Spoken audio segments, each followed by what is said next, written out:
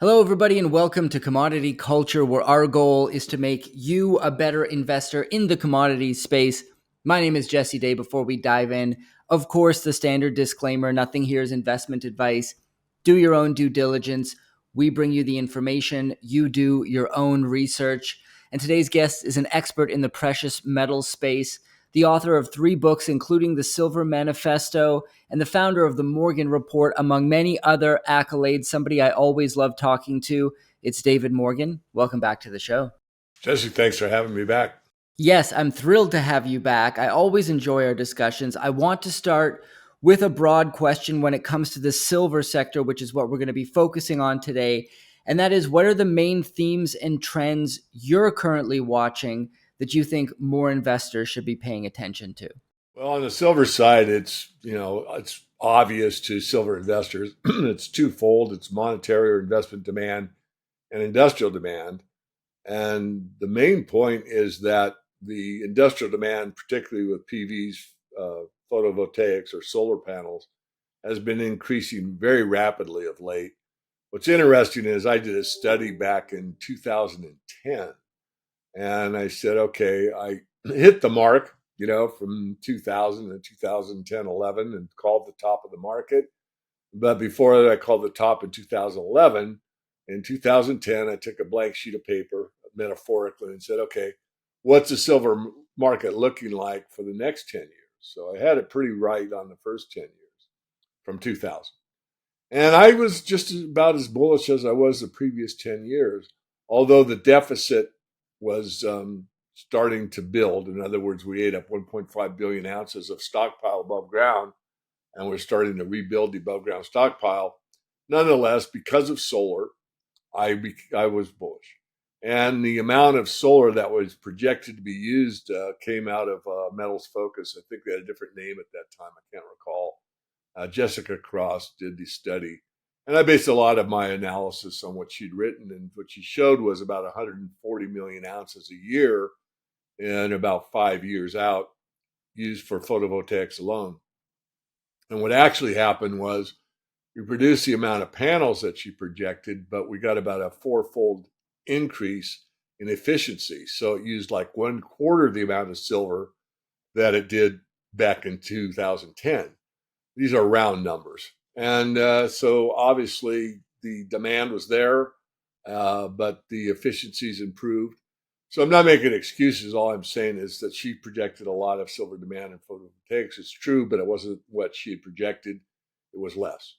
But now we're at a point where it's significant, and it's having a major impact on the industrial side. Then you throw AI and the power requirements for that on top of it, and all we need is more and more power. And we're getting in a position with the green movement that we're getting very inefficient energy sources. And of course, the traditional ones are kind of poo-pooed, gas and coal and oil, and yet they're very efficient uh, sources. So the point is simple. The industrial demand alone will, or could, I should say could, take over the entire silver supply in a few years, believe it or not. And then if you add on top of that monetary concerns, which increase almost daily, and there is a bigger surge in safe haven protection, gold's too expensive, I'll move to silver. The Chinese have awakened to silver. You've got two demands that are increasing at the same time.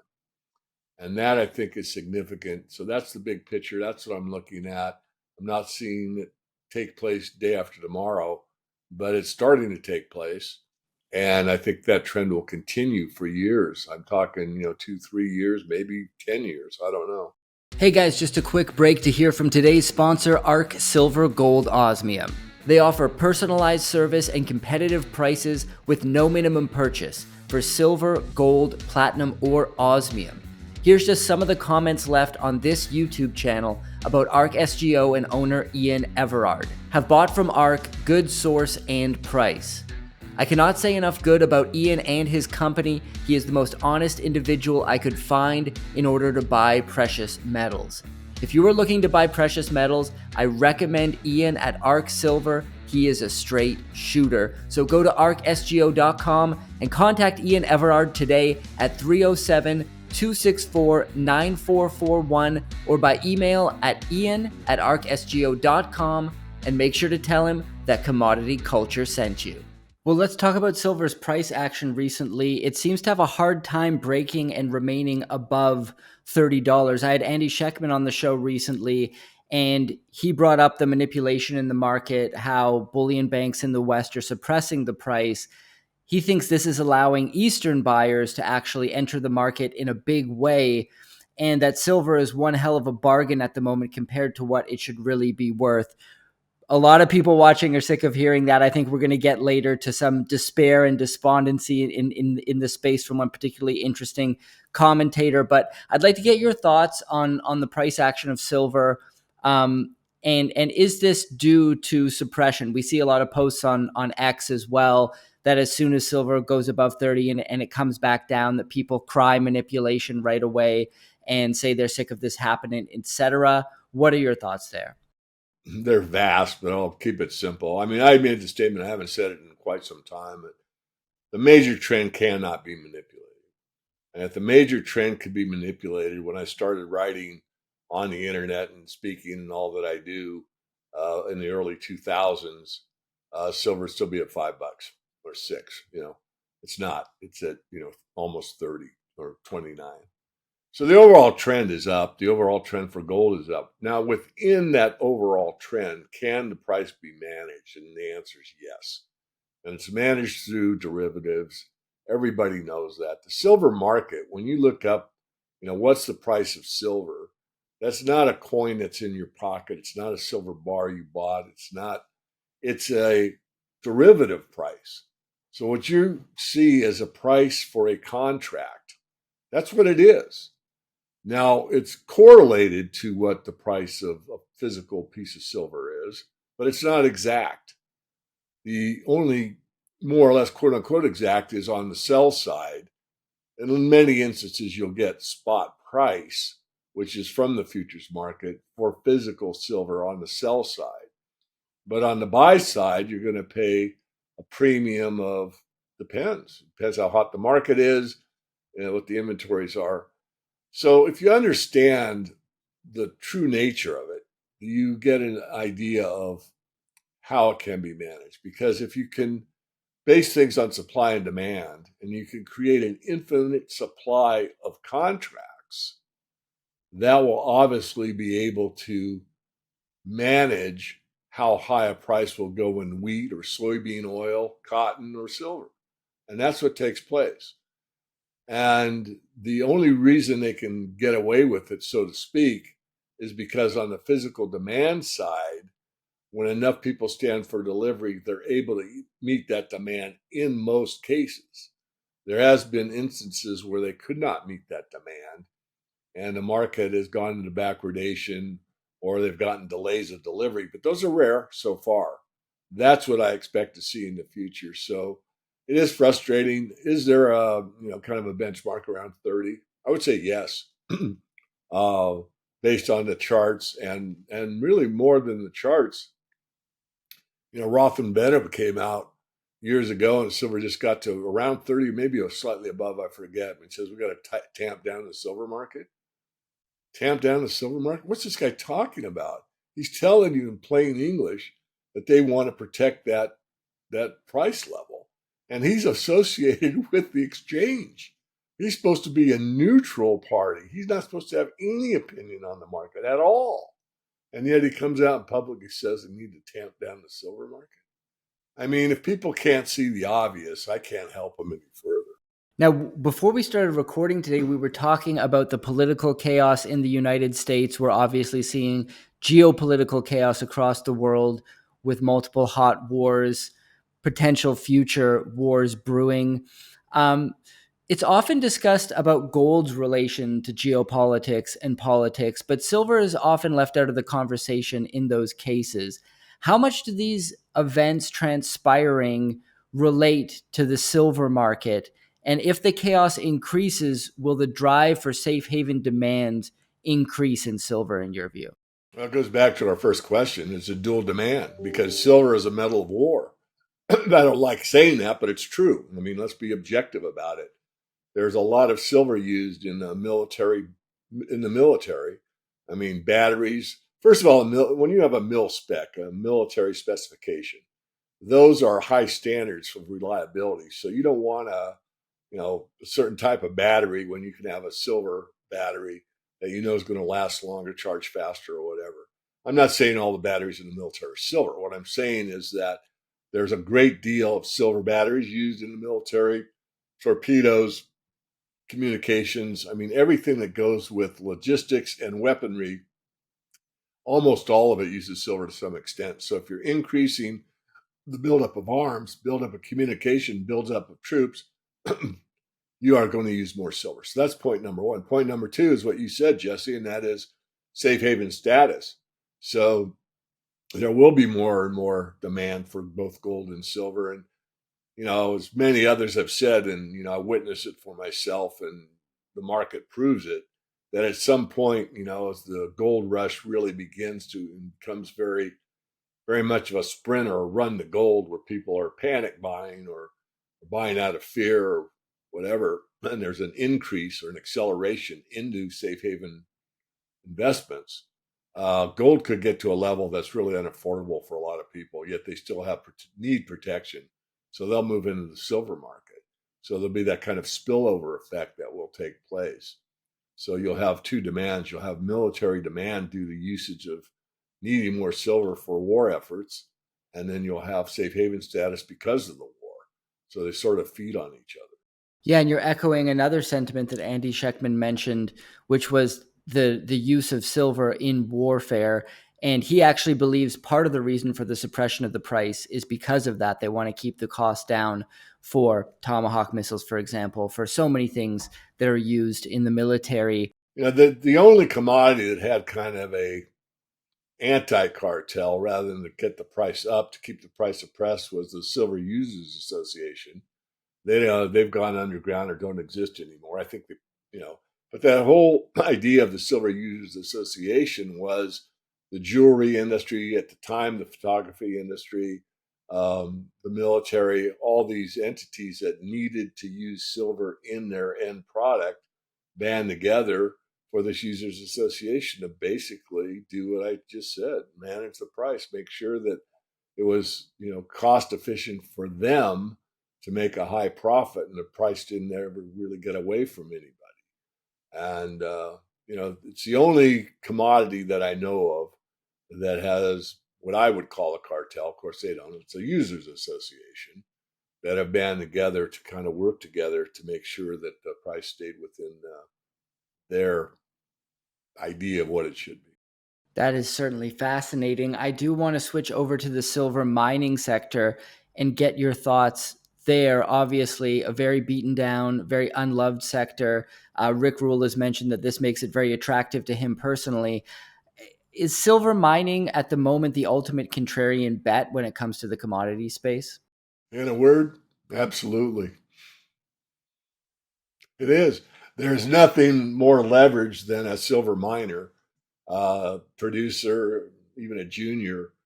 That's not only leveraged to where the price of silver could go or probably will go, uh, and you have a huge potential. It won't be Bitcoin like returns, but where Bitcoin's at right now, if I can just digress for a moment, when you're looking at $60,000 something per Bitcoin, I mean, that's got to go to, it's got to add another 60,000 to double. How many doublings of Bitcoin you're going to get? And the answer is I don't know. But at those kind of levels, you might actually have more leverage in a silver miner that might go, let's say a junior that goes from 25 cents to a buck 25. It's a five-fold increase, whereas Bitcoin would have to go from 60,000 to 300,000. I'm not saying it's a better, I'm just making people think, if there's some point of all investments where they become overvalued. I'm not saying Bitcoin's overvalued. No, I don't study it real hard. But the idea is I just want to emphasize if you're willing to take some risk, and I'd certainly take a small risk at this point and let the market prove that you're correct. But there's some pretty good bets out there in the silver space on the mining side that no one gives a hoot about, other than, your real smart money, your Rick rules. We're looking at stuff. We still have some, situations we really like. There's other people in this space. Few hedge fund managers, but even they are usually gold centric. They really don't look at the silver market very much. So yeah, absolutely, it's probably the one place that no one's looking outside of maybe five or six people. So Yeah, are you looking for value all throughout the chain from exploration all the way to the big developers? There's obviously very few actually pure play silver miners available, as silver is mostly mined as a byproduct of other metals. But across that production chain from exploration to development to production, are you seeing value across the entire thing? As a certain area where you're seeing more value? What are your thoughts there?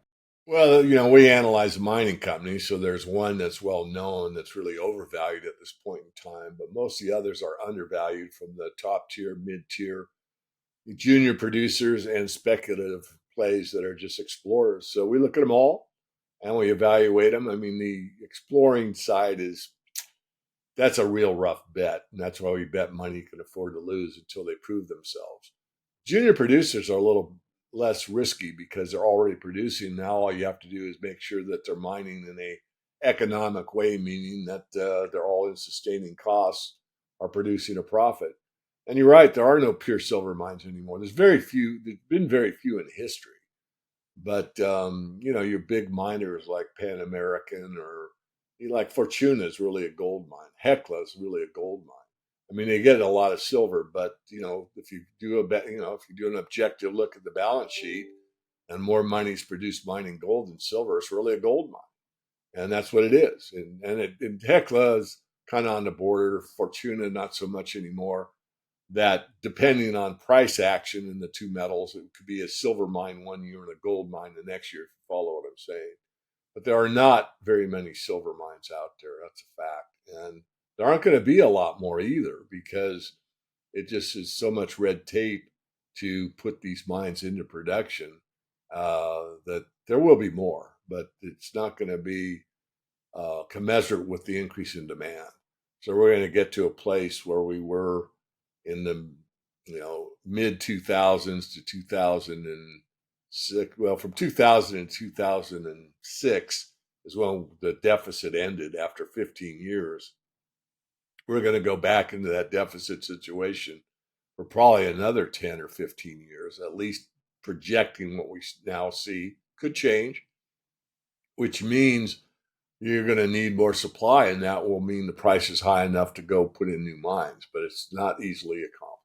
Now, across social media, silver might be the most popular of all commodities, maybe even including gold. I think this may be a spillover from the whole silver squeeze movement, and that whole movement on Reddit that took place as well. So we see a lot of people following day to day price action. It seems every time the price of silver goes to $30 or higher, somebody's on there. Several people are on there showing charts, showing technical charts. Here's the reason why silver's about to launch. Here we go. It's happening. All the memes you can imagine, only for the price to fall back down again.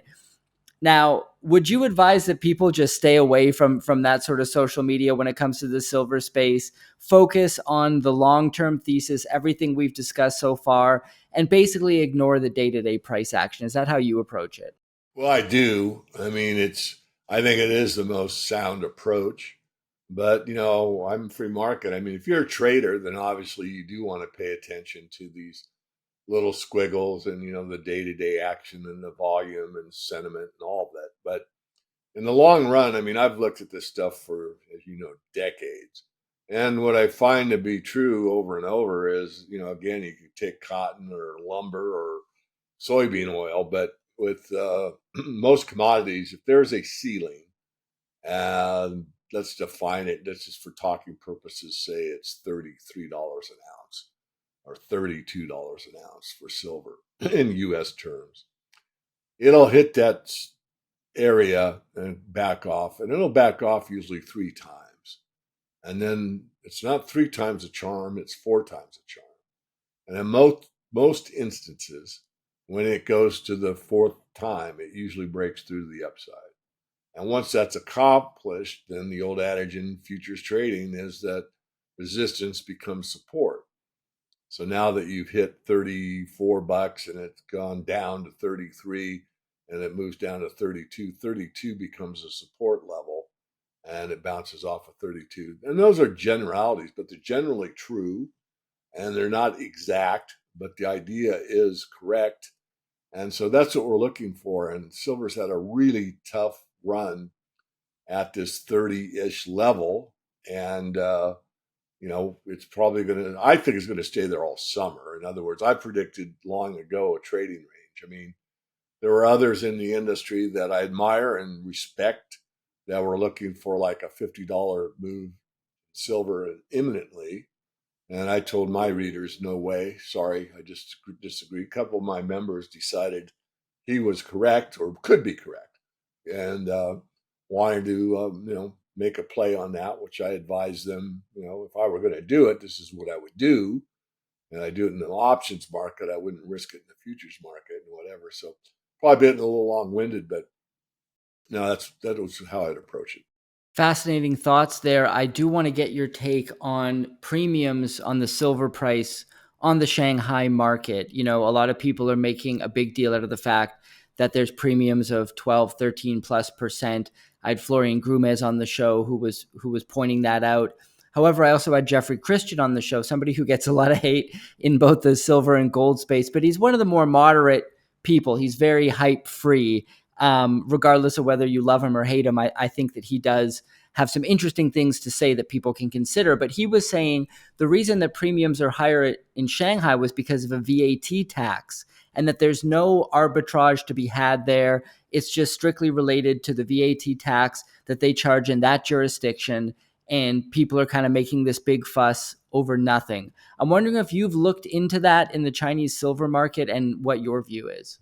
Well, I've known Jeff for years and, love him or hate him, he's, in my opinion, certainly worth listening to. So if you Google it, you can verify what I'm about to say using Google, and that is there's a 13% tax on silver imports. But yet that's a fact. But yet Jeff's slightly wrong in some instances because if you looked it up yesterday, there was a premium of 15%. The VAT is 13%. So there was a 2% ARB there. And is that worth it? Well, it depends. If you're making, 1 cent per, share of stock, it's hardly worth it if you only have 100 shares. But if you have, 15 billion shares, that 1 penny is probably worth it. I'm just giving, how markets work. So yes, there is a VAT. Yes, right now it's 13%. Does the premium get above 13%? Yes. Is it enough to do it or not? Depends. Is it done a lot? No. Is it done somewhat? Yes. I actually got a hold of, there's a guy, I can't pronounce his name and I won't butcher it on your show, Jesse, but he goes by the Ghost on Twitter. And I built a fairly good relationship with him. And I asked him, what is the retail silver demand like in China now? He's told me, this is one data point, but he's very tuned in. I mean, he talks every day on Twitter about the Shanghai Gold Exchange and the Shanghai Futures Exchange. And he told me that the demand for retail and silver has probably been the highest it's been in 50 years. Very interesting data point there. And we have heard a lot about how the retail participation for gold as well has been coming from the East more than from the West, from China, from India, as you also touched on. So that could be an interesting dynamic shift if we start to see more Western participation when it comes to the retail side of things.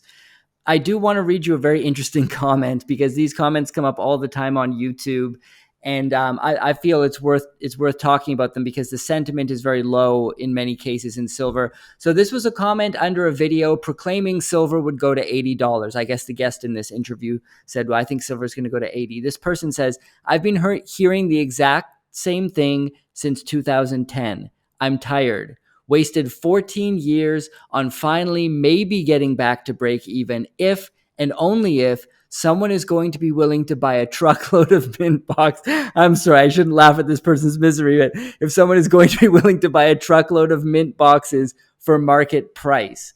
Now, I get it on one hand, but I personally think so. This individual was obviously looking at stacking physical silver as an investment that they hoped would go up and that they could then sell for a profit.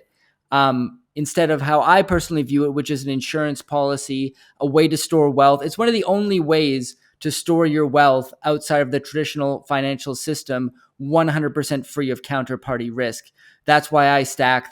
I think that is an invaluable reason to own silver that not enough people talk about. What is your response to somebody who leaves a comment like that? Yeah, I think you covered it. I'll add to it, Jesse. First of all, I just want to add what you said about what silver is. It's a hedge. You could call it insurance, and it has all the attributes that you talked about. Plus, it's the most anonymous transaction you can make. I mean, you go to the crypto world, you can do it anonymously, but it's very difficult. I mean, in most cases, you got to go through a Coinbase type of situation with the KYC, know your customer, and all this rigmarole. And the same thing if you open a futures account or a brokerage account or an options account or even a bank account. But you can go into a coin shop with currency de jure if you're in India or Canada or the U.S. Put currency on the table and come out with real money. So I just wanted to add that. Um, the other part is something I really probably didn't do a good job at, although my intent was certainly there from the beginning. And that's when I wrote the 10 Rules of Silver Investing. And in that, those 10 rules, I talked about, you know, like cough medicine, a little's the right amount. You don't need to overdo it. I try to make these pithy. And that's the problem that this person um, was complaining about. If you have the right amount of precious metals, then you're not going to worry about it breaking even in those 14 years of misery and watching the price probably daily. He probably, you know, cause more pain for himself than is necessary. But if put fire insurance on your house or whatever, yeah, it might be wasted money. You'll actually hope not to collect on it, but if you need to, there it is. So that's what I try to emphasize: dollar cost averaging. So, you know what? My premium for my house is whatever, 1% of my house or 0.5%. So I'm going to put 0.5% into the metals markets for the rest of my life. I'm going to buy it once a quarter or once a year or once a month. I mean, you can set up these accounts that do that for you so you don't have to think about it. And then as your wealth grows, so does your real wealth, and you're happy. But most people learn the story. They find out enough about the banking system and how fraudulent it is, and they put themselves on their own gold or silver standard. And many people buy too much. They buy it emotionally. They buy the wrong type. They buy from the wrong dealer, or all these things, and then they put themselves in a pretty much miserable position. I want to add a little more, and that is, can it be an investment? The answer is yes, it can, but you need to approach the market correctly and understand the market that you're in. The commodities markets are different than the stock market. They're different from, money market. They're different from private equity. They're different from real estate, and they fit into a total package, but they don't have to be necessarily the only package.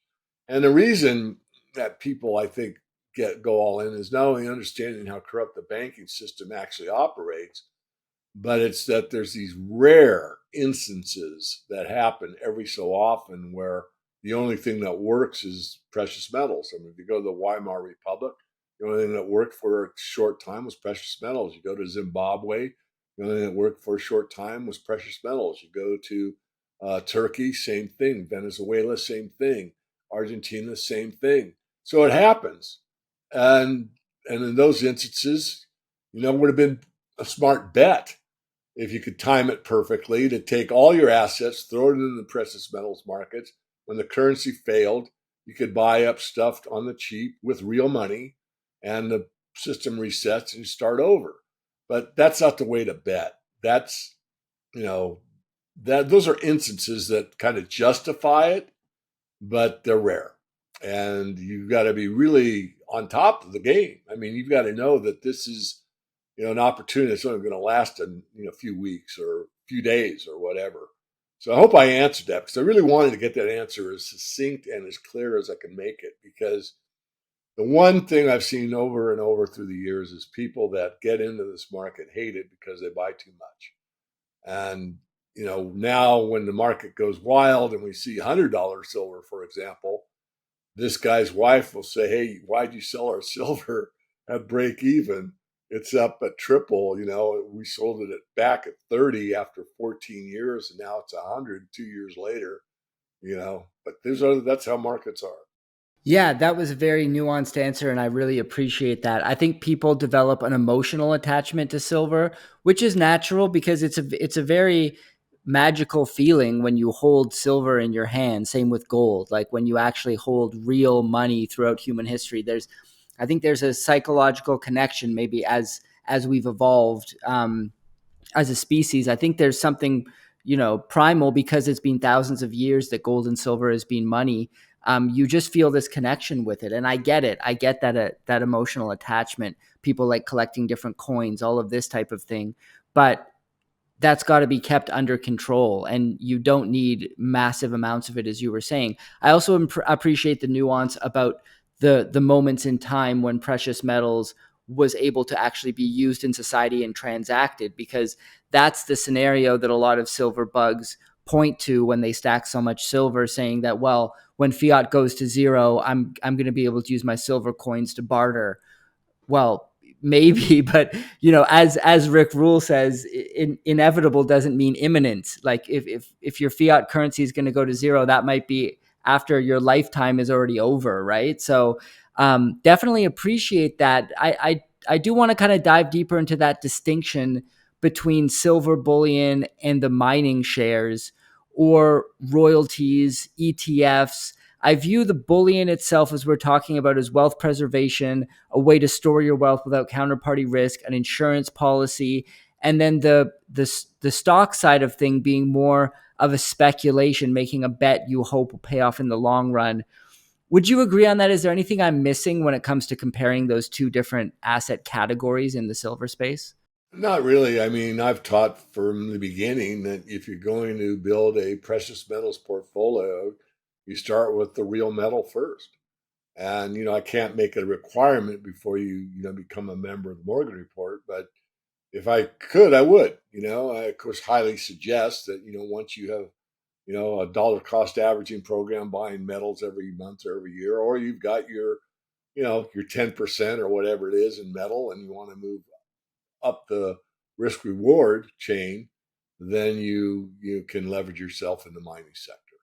And then for new members, or all members really, when you join the paid part of the site, the first thing you get is, of course, total access. But the first video you see is to read how to use the market report. And I go through there and I go through, okay, you're Mr. or Miss X, or equity fund or fund manager, and you have this amount. So this amount goes into physical. This much of the physical is gold. This much of the physical is silver. Now you have this much left. You take like 70 or 80% of that, you put it into the top tier. You take 10% or 20% and put it into the mid tier, and you take 10% of what's remaining of all of that, and you can speculate in the speculative section. And then up to how to use the stops and all the rest that goes with it. So pretty demanding on how to use it to your best risk reward profile. Unfortunately, in this industry, there's so much hype around the junior mining sector that many people feel that all they have to do is buy a bunch of juniors. And if you buy a bunch of juniors at the wrong time, you'll go broke. I mean, there's very specific timing for the junior mining sector, and it's not now. Not that you couldn't buy some and tuck them away in the back of your portfolio and ignore them. Sort of like stacking silver correctly. You just put, you get your 5 coins a month, let's say. I'm not talking gold for most people, but your 5 silver coins. And you just add it to your collection. You throw it in, wherever you store it. Same thing with some of these juniors. You can buy them now and tuck them away, but understand where you're at timing wise. You're very early. When the panic comes and everybody wants to be into silver and gold and wants to sell all their real estate to buy gold, they want to sell all their car collection to buy gold, they want to sell all their stocks and buy gold. When that time happens, which I believe it will, that's a very short window. And that's the time for us really to sell into the market when all that demand is there and prices have gotten out of hand. But then again, at this juncture, it's a tough call, Jesse, only because the perception will probably be that the fiat's failing. It will go to zero. So why would I take my precious gold I've held for 14 years and sell it into the market for worthless paper? And I'll address that at the time because chances are we'll be able to take that paper and buy cheaper real estate or buy cheap stocks or buy, businesses or whatever it happens to be. I don't know the future, but the idea being that sell what's dear and buy what's unloved. Just the opposite of where we are now. Nothing more unloved than the silver mining sector. When that becomes the hot go-to, I got to own it sector, well, go ahead and let them have it. What are your thoughts on the degree of financial engineering that's going on, by central banks, by governments?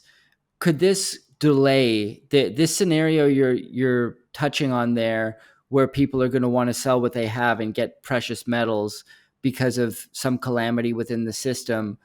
I feel like in some sense they can string things along a lot longer than people think they can through this financial engineering behind the scenes, perhaps through the introduction of a CBDC, which is something totally new that they never had the option of doing before. What are your thoughts there?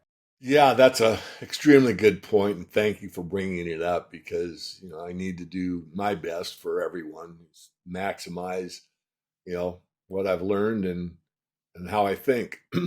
And so if you go back into like the 2000s, and I saw that structural deficit, and in theory, you would have run out of silver had that trend continued indefinitely. Of course, it changed. But what changed it? China. And when you think about where we were on the entire monetary system, not metals, just the monetary system, it was pretty close to the end game, as Rafi Farber would call it, back in the early 2000s. But now it's a Ponzi scheme. So what do you need to make a Ponzi work? You need a lot more people that will contribute to the game. Well, that's China. 20% of the world, one out of every five people on the planet is Chinese. So you bring them in, and what happens? You keep the game going for another decade or so. So you went from 2000, early 2000s to 2020 to 2024 to today. I mean, China's certainly looks like it's peaked a year or two ago. So you added that. Well, so I constantly think about that. What else can you do to add to the Ponzi? And I think one of the brightest, best thinkers in the I will call it free market thinking space, but I don't know what she would call herself. But she's just excellent, and that's Whitney Webb. And what she's pointed out recently, and it would add greatly to the money supply, and that is to tokenize the natural world.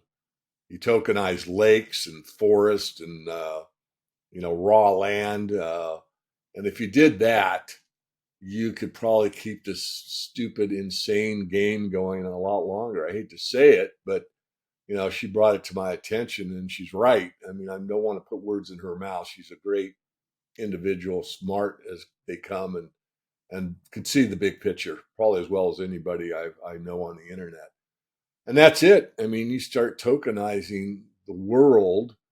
Uh, in fact, I think her number was sixfold. In other words, if you tokenize all these, forests and lakes and rivers and all this stuff, you got like a sixfold increase in the money supply that you can justify because look, you're buying part of this lake. Look, you're buying part of this forest. So if that were to occur, I would have to say, and I don't want to say it, but I have to be as objective and as truthful as I can be. You could keep this craziness extended for a while. I personally think that um, it won't, not that the tokenization of natural land and stuff wouldn't occur. I think there's so many problems in the derivatives market that's all based on interest rates that no one can cover the one side of the equation, the counterparty risk that we talk about all the time. There's so much counterparty risk in the interest rate world, which is where most derivatives are parked, that cannot be met. Their obligations cannot come through.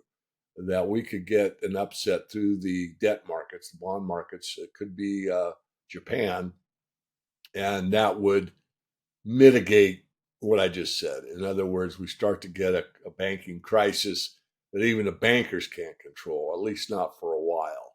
And that will take some of the oomph out of their, acting as superior beings to we the people. So you posted a video on the Morgan Report YouTube channel recently called "Do You Really Want to Save the Democracy?" I think it's an important message for people to hear about. We talk about this stuff on the show all the time. Commodities is obviously a focus, but commodities markets, and particularly gold and silver, can be very tied to the political and geopolitical realm. So could you summarize your message in that video and why you think it's important for people to hear it? According to, written history, and how much do we believe of that, these days? I mean, most of us that are, thinking outside the box question everything. And we even question a lot of, what the true history is.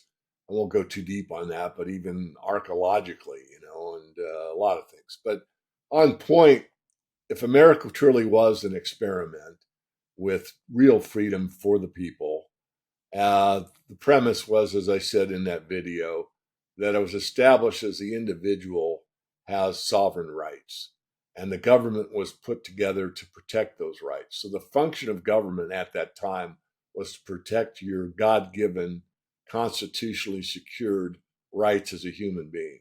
And everyone was equal to those rights regardless. Yes, there were problems with color and all that I won't go into. That was corrected, in my view, but the idea was sound.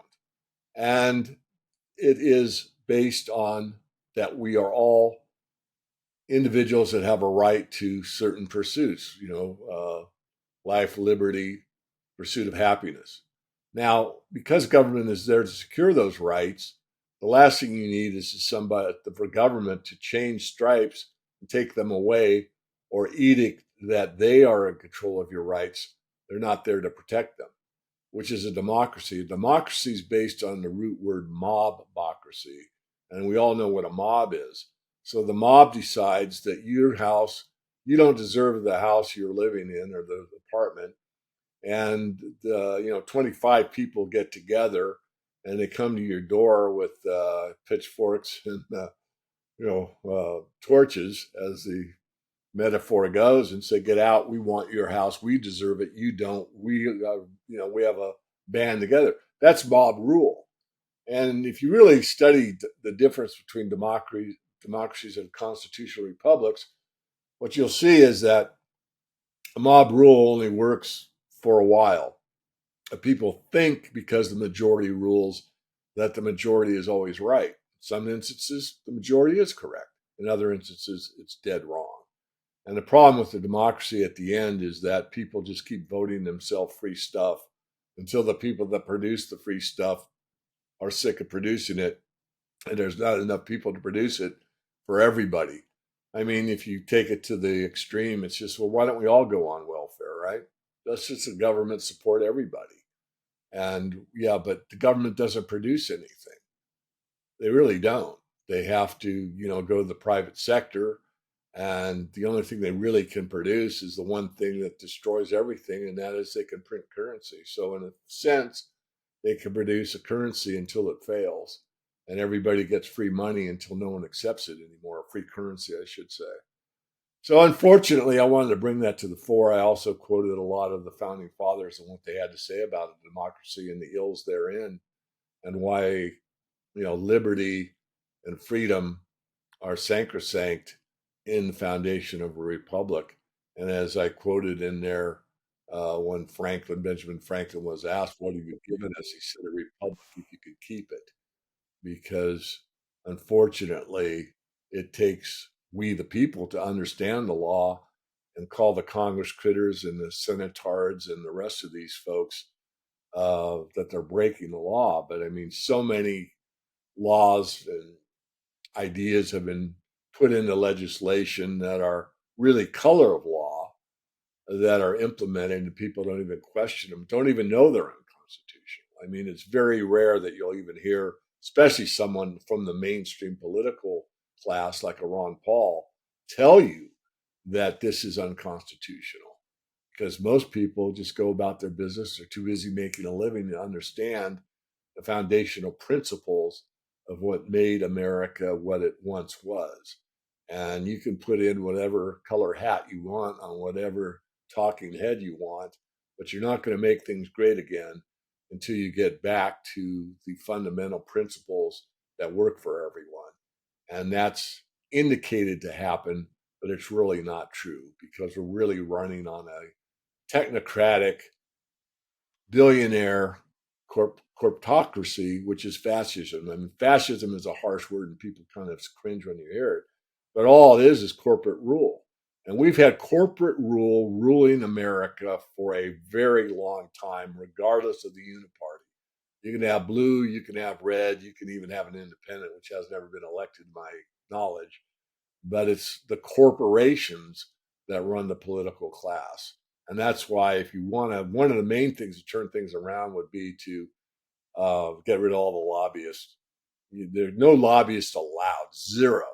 It's going to be the people themselves, and the max contribution anyone can make to one of these political creatures is, $200 or whatever. I don't know. And I don't like to edict things. I like a free market. But it's not a free market when the corporations run the political class, and they do. That's not that's not liberty. That's not freedom. That is fascist. That's what we have, regardless of what color is in there. That's how it works. Very well said. Completely agree with you there, David. This has been a fantastic conversation, as always. For those who want to learn more, tell us about the Morgan Report and where people can find it. Yeah, two things. Please go to my main site, themorganreport.com. Scroll down to the bottom and get on our free report. If you're inclined to get a paid subscription, I'm going to offer, probably for another month, free one-on-one consultation with myself. You have to be of good faith, meaning you have to sign up. But after you sign up, you still have the ability to cancel within a couple months. So in other words, you could have a talk with me for half an hour and kind of get on track and know whatever you want. And then decide, now I really don't want it. No harm, no foul. I'm not going to have a problem with that. But it's a good way to introduce seasoned investors or new people or anything in between to the principles that I teach, and how to weather the storm that I see coming. On the other half, Jesse, I just want to talk about my documentary. If you go to silversunrise.tv, the subtitle of the Silver Sunrise movie or documentary is, free yourself of the worry, stress, and control of money. It has to do a lot with what I've talked about and devoted my life to. And that's, again, breaking free from the money masters. And, much more important than gold and silver is freedom. I mean, you could have a stack of gold, a stack of silver, and be ready to make those purchases I outlined earlier in the Weimar Republic or Zimbabwe or Argentina or whatever. But if you don't have the freedom to do it, then what good is all that real wealth, that real money? It's not worth very much. So if you give up your freedom, it doesn't really matter how much you've had. And unfortunately, that's the direction we're seeing with the CBDC, the technocratic state. Another thing I'm going to post after we're done is, again, back to Whitney Webb, and she just put something I'm going to repost about. We're in a technocratic situation. It's really not communism. There's a lot that looks like it, but it's really the technocratic billionaires coming out primarily of Silicon Valley and other areas of the world that are, in their view, superior to everybody else, and they have a right to control us. And of course, there couldn't be anything more spiritually incorrect.